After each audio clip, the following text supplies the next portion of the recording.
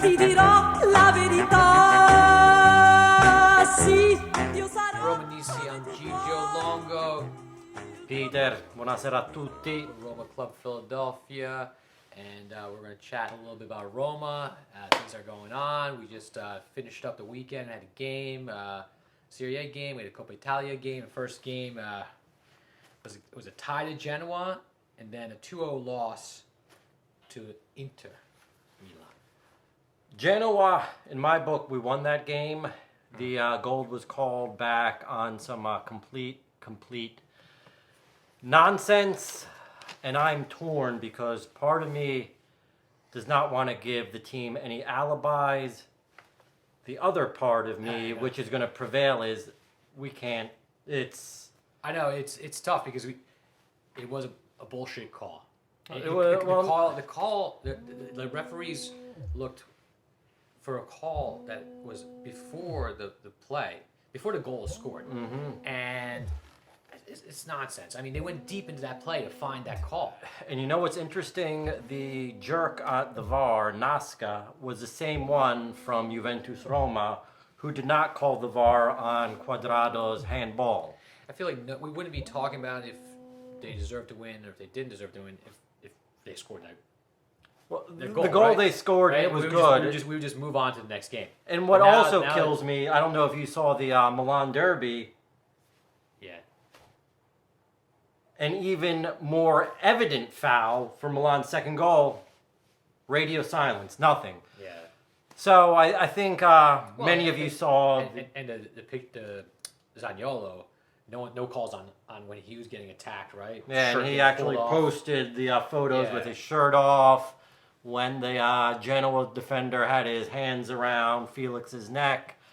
But all that being said, it's a past. The Coppa Italia game, we started off too flat and we lost it in the first 5 minutes.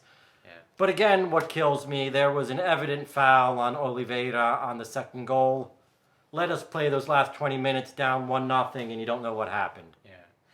You don't know what happens, excuse me. Yeah. The defense did not look good, right? You had Ibanez, Smalling, Mancini. You had the lineup that you want back there. They all look terrible, right? One worse than the other. Usually one guy doesn't have a good game. All three of them have a bad game. Ibanez has had a bad game since Christmas. He's been terrible the last couple months. And a cross-field pass, 90 seconds in the game. You couldn't be any stupider. Yeah. And then Karsdorp, who he shares some responsibility, but not as much as Ibanez. He couldn't get back in time to cover. It happens. Bigger mistake was Smalling, who lets Dzeko free in the box. And Mancini, like he finds himself 80% of the time, is in no man's land. Dzeko's playing for Rome. He's not scoring that goal. No, that ball would have bounced off his shin and not even a corner kick. It would have been a throw-in, because who knows where that ball would have went. But the offense, I thought, looked pretty good. We had our They chances. had their chances. They were flying in, but ball's going there. Ball's going there. Handanovic had a couple of big saves. Yeah. I don't blame Zaniolo at all. You talk about saves. Patricio had a great game. I mean, He's- it could have easily been 4 or 5-0. I think. Patricio and Abraham were our best signings this Yeah. summer, which should take us to the next topic. What do you think about our winter pickups? You know what? So far, so good. I'm a big fan of both guys, actually.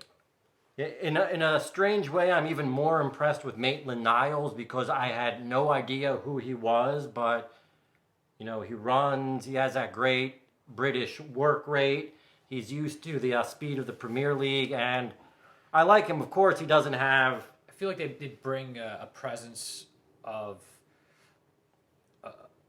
players that have played the game for a long time, right? Oliveira especially. Yeah. And what was it? Like, I could see Oliveira being a captain when Pellegrini's out, like, next season, right? Absolutely, and we got him for a really bargain basement price, $13 million buyback clause. So that's huge. I fully expect him to be in Rome next year. Maitland-Niles, it's just a prestito secco, just a straight loan. So we don't know if he plays too well. Arsenal will jack up the price.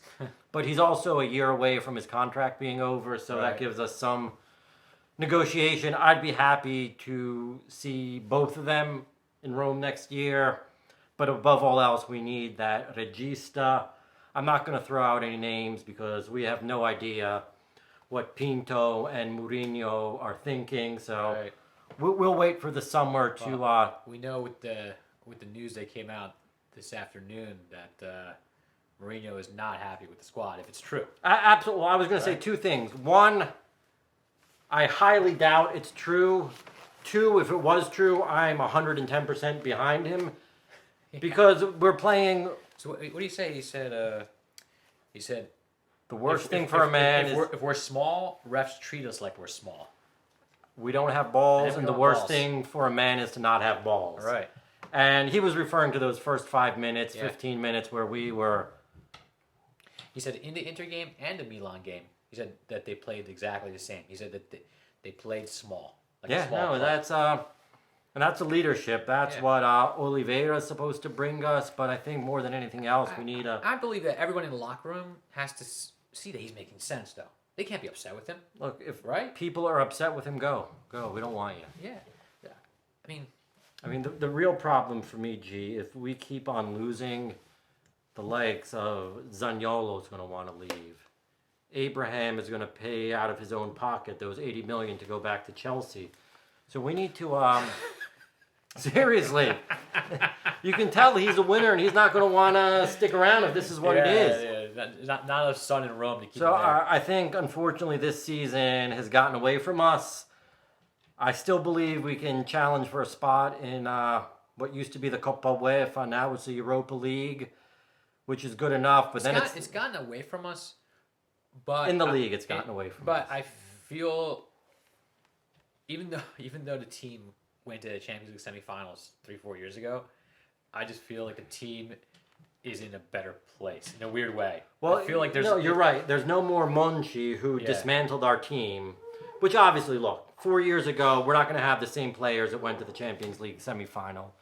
But he replaced them with one bust after another. And then Palotta's gone for... Yeah.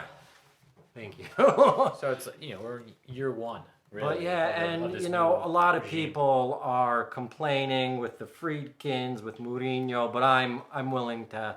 We've said this every week. We have patience. If we endured a decade of Palotta, give Dan Friedkin 3 years. I believe he's doing the right thing. We still have the Conference League in our grips too. I think we're gonna win that actually, and that's where we're gonna turn it around. Yeah. But gee, here's a question for you. A lot of Italians are complaining because the Friedkins have not raised their voice, which is for the referees. Which is a typical Italian custom. Franco Sensi would be out of his mind. Right. Dino Viola would be out of his mind. Even that jackass Palotta would say things every once in a while. The Friedkins haven't said anything, right or wrong. Or actually, what would you like? Would you like them to speak up? So here in Philadelphia, I'm very used to the Philadelphia Eagles, right? Jeffrey Lurie. He has a philosophy of staying quiet during the season, and then he has a press conference at the end of the season, and he kind of lets go there. That's one way to do it, because sometimes you could say something wrong, that the ebb and flow of the game, things change from week to week. As an owner, he's not a player. He's not a coach. He really doesn't know day-to-day operations. He knows. He's getting into it. That might be something, too. They're recently new to this, right? That's true. They don't own any clubs in America. Sometimes better just to be quiet. I tend to agree. So it's not like when Franco Sensi raised his voice, anything changed. What changed is when he purchased Battistuta, Samuel, and Emerson. Right. When Dino Viola complained, and it's actually interesting, I'll give you some Roma history. In '81, before the Juve game, we talked about the goal of Turrone that got called back. And at the end of that year, Dino Viola said, we're the media darlings when we're in 7th or 8th place, but now that we're challenging, no one likes us. And what did he do? He brought in Falcao. We win the next year. So Friedkin, it will make us feel better if they go crazy, like we're going crazy. Yeah. But in the end, it's not going to change Won't anything. change anything. But maybe as they get more comfortable in the league, they can have more to say. I hope. I mean, last year with Fonseca was like this sort of like appetizer to the main course of their tenure, and now they're getting into it, and I feel like every game, every season, they'll have a better understanding of what Roma is, what the league is, how. But I think American owners in general, whether stateside, in England, in Italy, anywhere else, it's not an American custom except for maybe Jerry Jones and Mark Cuban. Yeah. I couldn't even tell you who owns the Sixers or the Fly. These aren't things that you really know here. But anyway, did you see this? Guess who is not refereeing this weekend?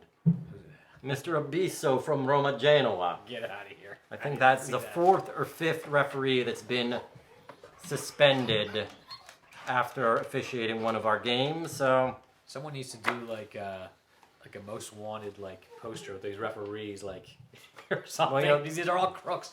It's crazy. It's reminds me of 2008 when we were challenging Mourinho for the title. Stop. Whoa. Stop. She's a Roma fan down here. All right, that might be our That's our time to cue. wrap We're it done. up. What are we doing this Sunday? So Sunday, 12 noon, Grand Cafe L'Aquila, Forza Roma. Super Sunday, Forza Roma. Ciao. Ciao, ciao, ciao.